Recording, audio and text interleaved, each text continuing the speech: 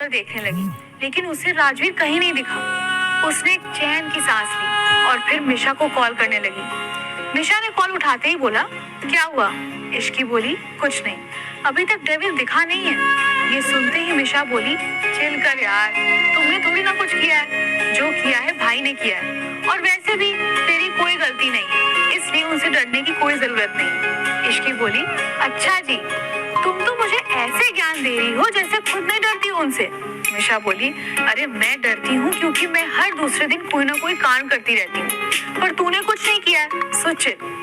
इश्की दबी हुई आवाज में बोली, चिल की बच्ची, मैं यहाँ तेरी वजह से फंसी हूँ, ना मैं तेरे कहने पर घर आती और ना ही ये सब होता। आज की रात बीत जाने दे, कल सुबह देख मैं क्या करती हूँ तेरे साथ। मिशा बोली, अच्छा, अगर इतना ही डर लग रहा है तो भाई के आने से पहले चेंज कर ले और सो जा। इश्की बोली, जहाँ जान का खतरा होता है वहाँ नींद कहाँ आती है। मिशा चिढ़ते हुए बोली, अरे पागल लड़की, नाटक तो कर सकती है ना सोने की, चादर तान कर सो जा और मुझे भी सोने दे, आज के लिए इतना ड्रामा काफी था। मिशा कॉल कट कर देती। मिशा के फोन काटते ही इश्की चिढ़ते हुए खुद से बोली, मिशा की बच्ची, तेरी हिम्मत कैसे हुई मेरा फोन काटने की, सुबह होने दे फिर बताती हूँ तुझे। ये कहते हुए इश्की चेंज करने चली गई स्टडी रूम में। राजवीर अपने स्टडी रूम में कुछ काम कर रहा था, तभी उसके पास समर का कॉल आया। राजवीर ने कॉल पिक किया और समर बोला, सर, संजना अपने बॉयफ्रेंड के पास गई है, मुझे लगता है वो उस रात के लिए आपको ब्लैकमेल कर सकती है। राजवीर डेविल स्माइल के साथ बोला, करने दो, उसके बाद जो होगा वो संजना बर्दाश्त नहीं कर पाएगी। उसने राजवीर सिंघानिया को कम आंकने की गलती कर दी है। समर ने पूछा, तो सर अब आगे क्या करना है? राजवीर बोला, सबसे पहले केशव दीवान के बारे में जितने भी प्रूफ्स हैं सबको क्राइम डिपार्टमेंट को दे दो एंड मेक श्योर कि सजा लंबी हो। ये सुनने के बाद समर ने फिर से पूछा, सर इस संजना का क्या करना है? राजवीर बोला, उसे जो करना है करने दो, उसके बाद तुम्हारे पास जो फोटोज हैं उन्हें लीक कर देना, उसे भी तो पता चलना चाहिए कि वो उस रात असल में थी किसके साथ। समर बोला, ठीक है सर। उसके बाद राजवीर ने फोन कट कर दिया और काम पूरा कर अपने रूम में चला गया। राजवीर जैसे ही रूम में गया उसकी नजर बेड पर पड़ी, जहां इश्की सर से लेकर पैर तक खुद को कवर करके सो रही थी। उसे देखकर राजवीर स्माइल करते हुए कपड़े निकालकर चेंज करने चला गया। उसके आते ही इश्की कस कर अपनी आंखें बंद कर खुद से बोली, ओह गॉड, पता नहीं क्यों आज रात नींद भी नहीं आ रही है, मैं डेविल से पहले सो जाना चाहती थी। इश्की ये सब सोच ही रही थी कि तभी राजवीर चेंज करके आ गया। उसने इश्की के बगल में लेटकर उसकी कंबल को अपने ऊपर डाल दिया। उसे ऐसे करता देख इश्की के दिल की धड़कन तेज होने लगी। उसकी हरकतों से राजवीर जान गया कि इश्की सिर्फ सोने का नाटक कर रही थी। राजवीर इश्की की तरफ पलट गया और मुंह से कंबल को हटा दिया। उसने देखा कि इश्की ने अपनी आंखें बंद कर रखी थी और अब भी सोने का नाटक कर रही थी। इश्की आंख बंद किए हुए ही बोली, ओह गॉड, ये क्या हो रहा है? मुझे इनके रूम में आना ही नहीं चाहिए था। मिशा कहाँ हो यार, प्लीज मुझे बचा लो। राजवीर कुछ देर तक इश्की के चेहरे को देखने लगा, फिर उसके कान के पास जाकर बोला, I know you pretending to sleep. ये सुनकर इश्की खुद से बोली, यार इश्की, तुझे तो सोने की एक्टिंग करना भी नहीं आता। अरे जब कॉलेज में सब कह रहे थे कि ड्रामा क्लब ज्वाइन कर लो, तब क्यों नहीं किया? कुछ सीखती तो आज इस डेविल से बच जाती। जब राजवीर ने ध्यान से उसकी तरफ देखा, इश्की अब भी आंख नहीं खोल रही थी। वो आगे कुछ नहीं बोला और इश्की को अपने पास खींचकर उसके सर को सहलाने लगा। राजवीर की इस हरकत से इश्की ने अपनी आंखें खोली और राजवीर को देखने लगी। राजवीर ने अब अपनी आंखें बंद कर रखी थी। इश्की ने पहली बार राजवीर को इतने करीब से देखा था। वो खुद से बोली, डेविल तो है लेकिन हैंडसम डेविल है।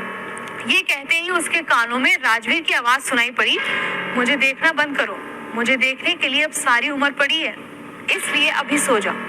राजवीर की बात सुनकर इश्की ने जल्दी से अपनी आंखें बंद कर ली। उसके बाद राजवीर ऐसे ही इश्की को अपने बाहों में लेकर सो गया। कुछ देर में इश्की भी सो गई। सुबह का वक्त, राजवीर की नींद खुली तो उसकी नजर इश्की के मासूम चेहरे पर चली गई। इश्की सोते वक्त बहुत मासूम और प्यारी लग रही थी, सो रही थी। इससे ज्यादा सुकून भरा पल उसके लिए क्या हो सकता है? राजवीर ने कुछ देर इश्की को देखा, फिर उसे धीरे से साइड में लिटाकर फ्रेश होने चला गया। इश्की अभी भी आराम से सो रही है, जैसे कुछ हुआ ही ना हो। थोड़ी देर बाद राजवीर फ्रेश होकर आया और देखा कि इश्की अभी भी आराम से सो रही थी। लेकिन ये सुनकर इश्की स्माइल करने लगी और दूसरी राजवीर बाहर जाने लगा। तभी लक्ष्मी देवी बोली, तुम आज कहाँ जा रहे हो राजवीर? राजवीर बिना पलटे बोला, ऑफिस।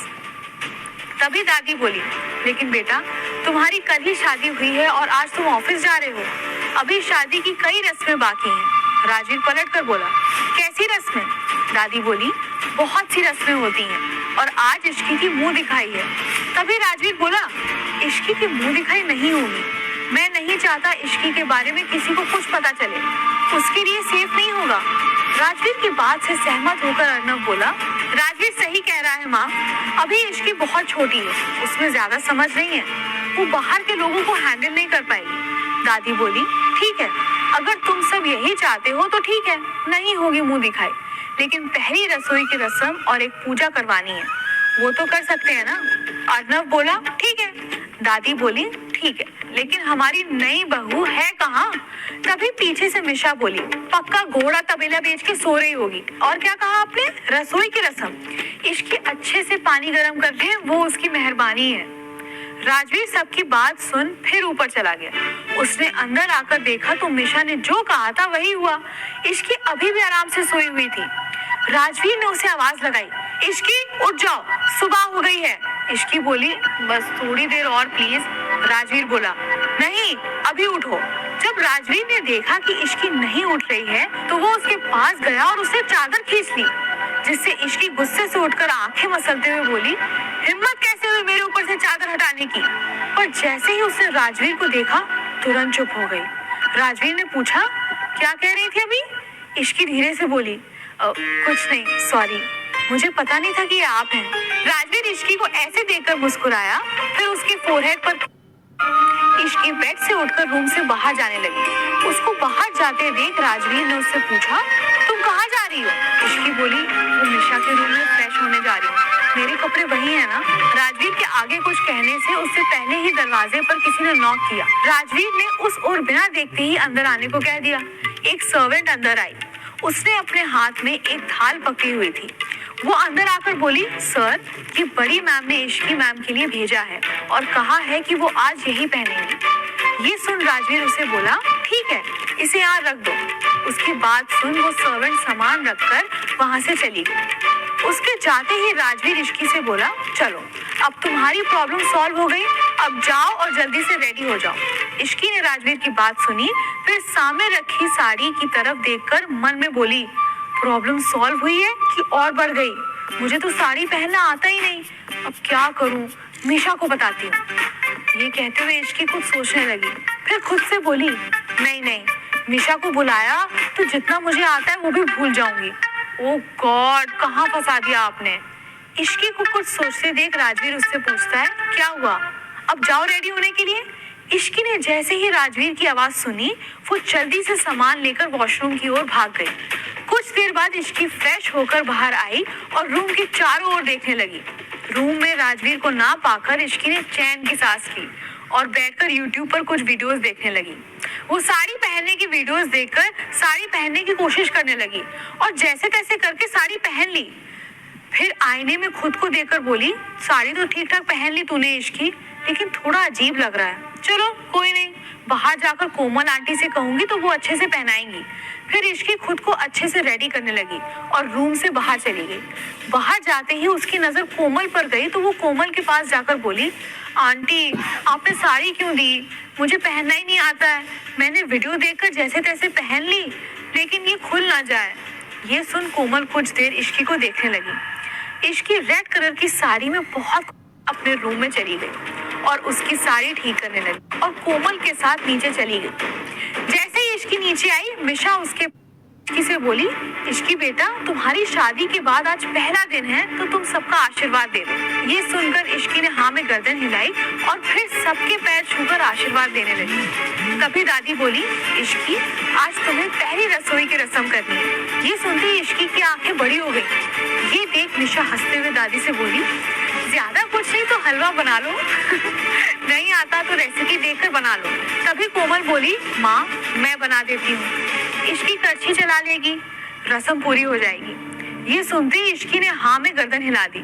दादी बोली, नहीं कोमल, सबके हाथों का स्वाद अलग अलग होता है, इसलिए मुझे जानना है कि इश्की के हाथों के खाने का स्वाद कैसा है, इसलिए हलवा इश्की ही बनाएगी।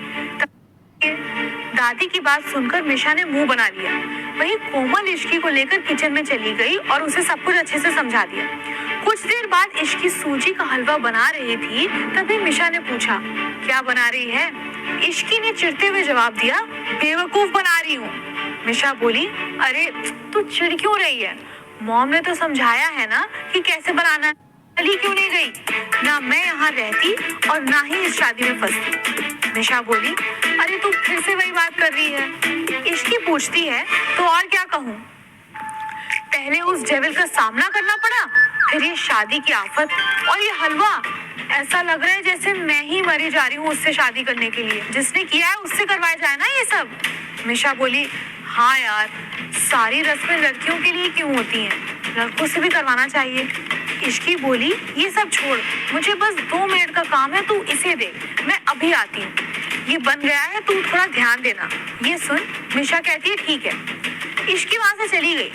क्या कभी राजवीर बता पाए